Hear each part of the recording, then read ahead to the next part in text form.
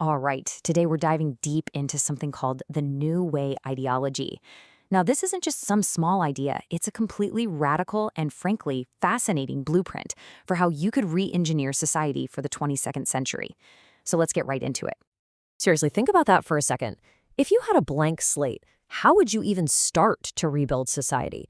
How do you tackle the huge problems we face today, like massive inequality, all the waste we produce, the political gridlock? Well, the New Way ideology, it doesn't just ponder the question.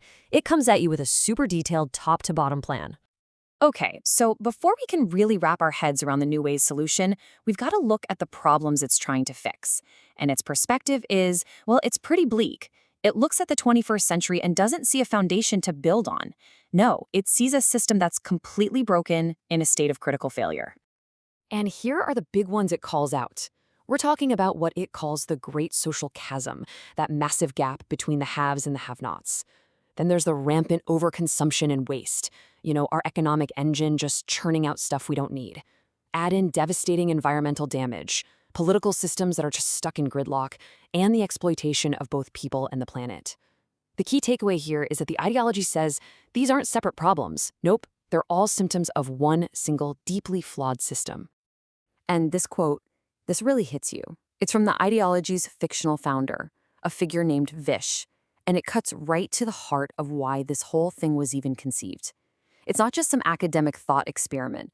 It's positioned as a moral crusade, an absolute necessity to stop what it sees as a system causing a cruel, unacceptable amount of human suffering. So if the problem is that big, what in the world is the solution? Well, it all starts with a huge philosophical shift. The entire New Way society is built on one core idea, drawing a hard, clear line between what people need and what people want. It's all about systematically separating universal human needs from individually earned wants.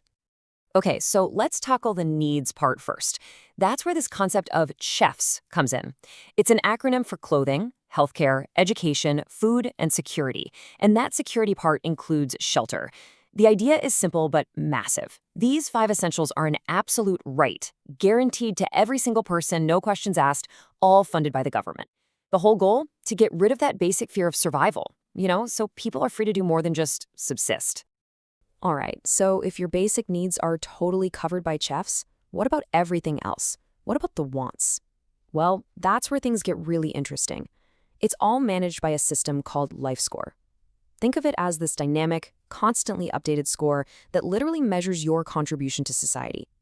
And it's not just about what you do. It tries to measure the intent behind your actions. Were they selfish or selfless?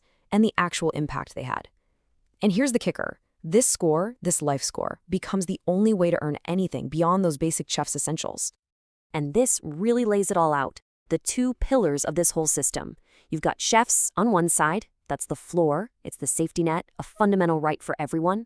And then you have LifeScore. That's the ladder. It's what you climb by contributing. It's a reward for merit, and it's what unlocks all the luxuries, the wants, the extras.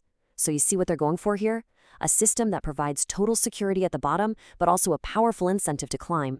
So with this foundation of CFs and LifeScore in place, you can then build a whole new economic model on top of it. And that's exactly what they do. They call it Economics, and its entire purpose is to systematically stamp out waste, inefficiency, and inequality. So how does economics actually work? Well, it completely flips our idea of production and shopping on its head. Forget about stores, forget about malls, forget about massive warehouses packed with stuff that might never sell. In this system, you order an item, assuming your life score is high enough, from a sort of universal master product catalog. Then, and only then, a producer manufactures exactly one of that item.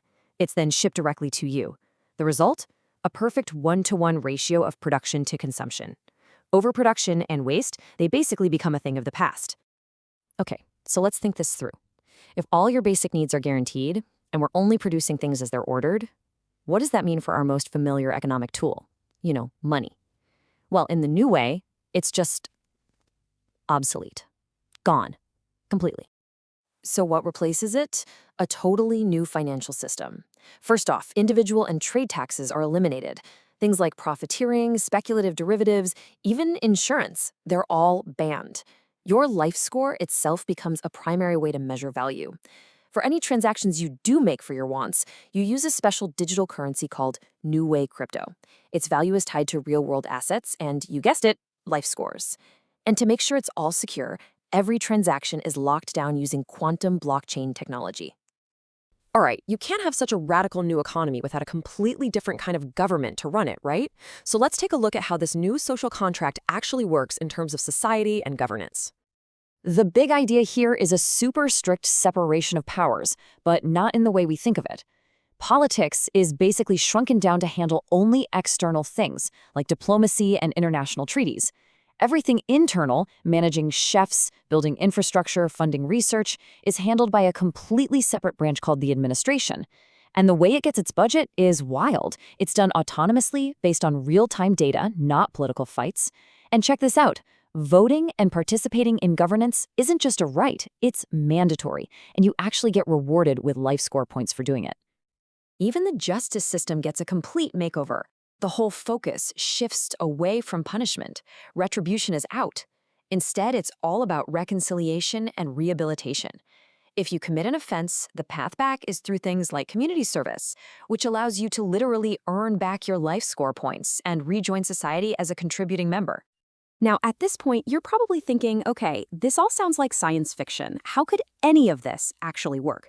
And that's a fair question. According to the ideology, the whole thing is made possible by a triumvirate of advanced technologies: artificial superintelligence to manage the insane amount of data, quantum information processing to secure it all, and nuclear fusion energy to power it cleanly and endlessly. And so that brings us to the final massive question hanging over all of this. Is the New Way ideology a perfect blueprint for universal well-being, a true utopia that finally solves the problems of waste and inequality and gives everyone a dignified life? Or, by measuring, scoring, and incentivizing every single human action, does it create something else, a perfectly controlling, perfectly inescapable social machine? That is the question it leaves us with.